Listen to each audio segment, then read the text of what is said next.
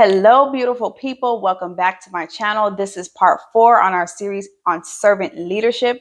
Today, we're talking about servant leadership in parenthood. If you're new here, my name is Tatiana. I am your go-to conflict resolution coach. I help you to apply communication strategies to help you woo your boo and your boss. But today, we're talking about our little babies, our little boo-boos. So today, we're talking about how to be servant leaders to our children. I think that servant leadership really shines best in parenthood because the people who you're serving, they really can't give you nothing back. They can't pay bills. And if they're really young, they really can't keep nothing clean either. So you choosing to be a servant leader as a parent really says a lot about your character. I love this quote from Brene Brown. She says, parenting is more than just providing for our children's physical needs. It's about nurturing their souls and supporting their growth as individuals. So doing this is going to require an approach that uses guidance and support over control. So how does being a servant leader impact our kids? A couple of ways. It nurtures their emotional intelligence. Servant leaders prioritize empathy. They validate their children's thoughts and experiences, and they model healthy ways to cope with stress. Now, when it comes to our kids, their emotional intelligence is going to affect a lot. It affects their relationship with other people. It affects their relationship with themselves, and it shapes their leadership too. So if we want healthy, confident, strong, resilient children, consider adopting the servant leadership mindset. Another way that servant leadership helps our children is it encourages autonomy. And that's what we want. As parents, especially single parents, it's easier to just do the things yourself. Chop the vegetables, fold the clothes, do the laundry. But guess what? We already have those skills. The kids don't. And they need opportunities to learn. So if it's age appropriate, put their clothes where they can reach it. At the front door and the entryway, have those little command hooks so that they can hang their jackets up and neatly put their shoes away. If weeknights are typically really busy for you, and if you're a parent, yeah, they probably are, carve out time on the weekends to make sure that your kids are engaged in different activities.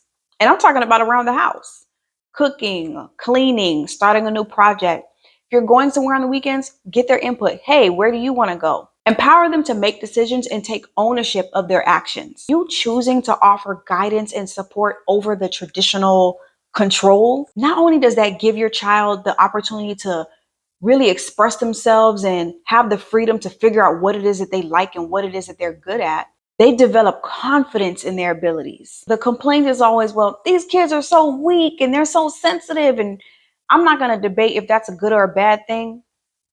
But what I will say is that statement it's not really building any skill. So we want kids that can handle life and be responsible, lead through serving them, and allow them opportunities to try things and to grow. Being a servant leader is not just for them, it's for you too. Being a servant leader helps you to be more open, more creative. It sharpens quick thinking.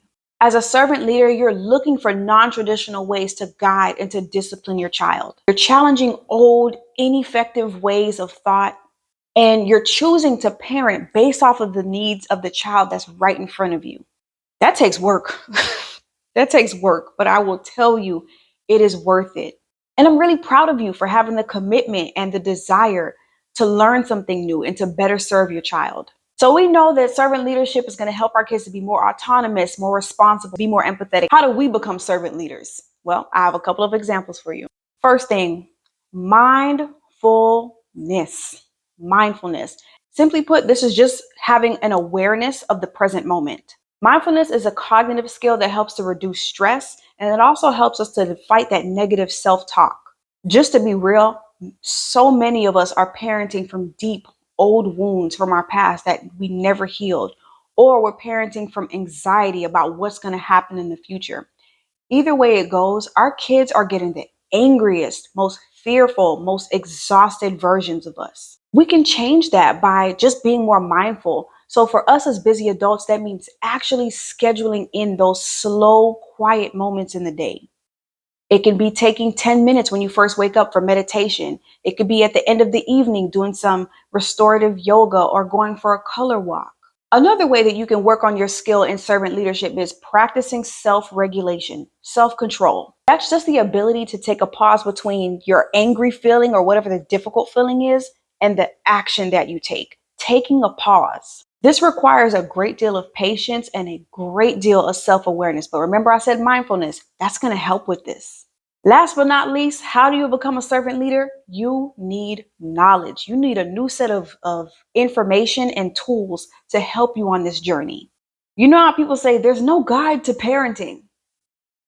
That's a lie, and that's a cop-out.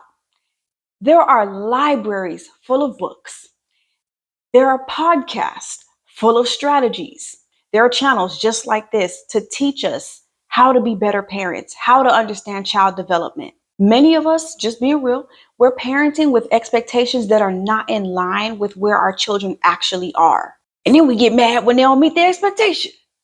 The Whole Brain Child is a great book to start with. I'll make sure that I leave that in the description. So if we do the work to understand child development, read the books, watch the videos, read the articles, it'll really help to relieve that unnecessary stress that we put on them and the stress that we feel when they don't meet the expectation. It's a win-win for everybody. So again, to be servant leaders, we need knowledge, we need self-regulation, and we need to be mindful. You really got to practice this stuff, okay? So I'm going to give you a few tips that I want you to actually practice this week in order to become a better servant leader for yourself and for your children. Mindfulness, we talked about that, right?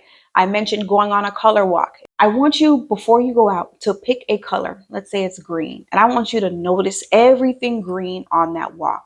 This is a cognitive practice that'll help you to build awareness and also calm you down in the process. If you don't want to go for a walk and you want to focus on snacking and eating like I do, that's okay. Eat your snack, but do so mindfully. This means make sure that you have a little extra time and make it a full sensory experience. So what does that snack or drink taste like, smell like, feel like, sound like? All of the different senses. These are all practices that you can use to help you to build awareness. Self-regulation. That time between 4 o'clock p.m. and 8 o'clock p.m. is treacherous. You're picking up the kids, you're tired, you got to figure out who's going to go to what activity or how are you going to cook this meal in this time and get to the bed. All of the things. We all know how difficult that 4 to 8 p.m. time period can be, and we're exhausted. So you're really going to have to take some extra care of yourself and really do the work to regulate your emotions. If you find that you get like really pissed off during this time period, practice pausing. Practice pausing. Step away if you can, go and take some deep breaths, and come back when you're ready to parent from a calmer place. It is not worth, like the yelling and screaming, it's not worth the damage that's going to come with it to your relationship. So practice pausing in order to self-regulate. And earlier we talked about autonomy, making sure that we're raising children that can do things for themselves, right? Allow them to do something on their own this week. Maybe they make an easy snack or a meal like a peanut butter and jelly sandwich or ants on a log.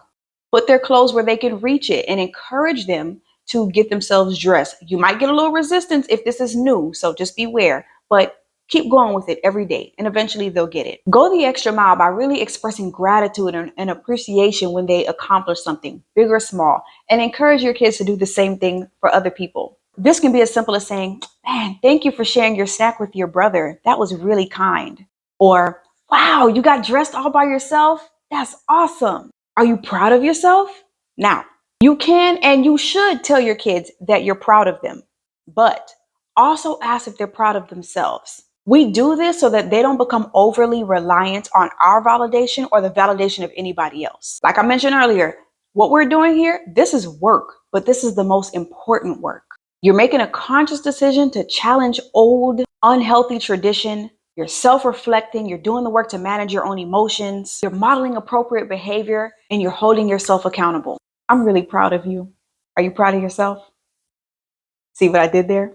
Practice, guys. So as we close out today, I want you to remember this. This is not just about raising kids. This is about developing healthy human beings that are going to positively impact our world.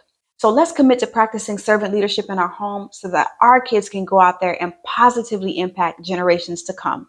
If you found this video to be helpful, like, share, comment, subscribe, all the things, and let me know how you're going to practice your servant leadership mindset this week.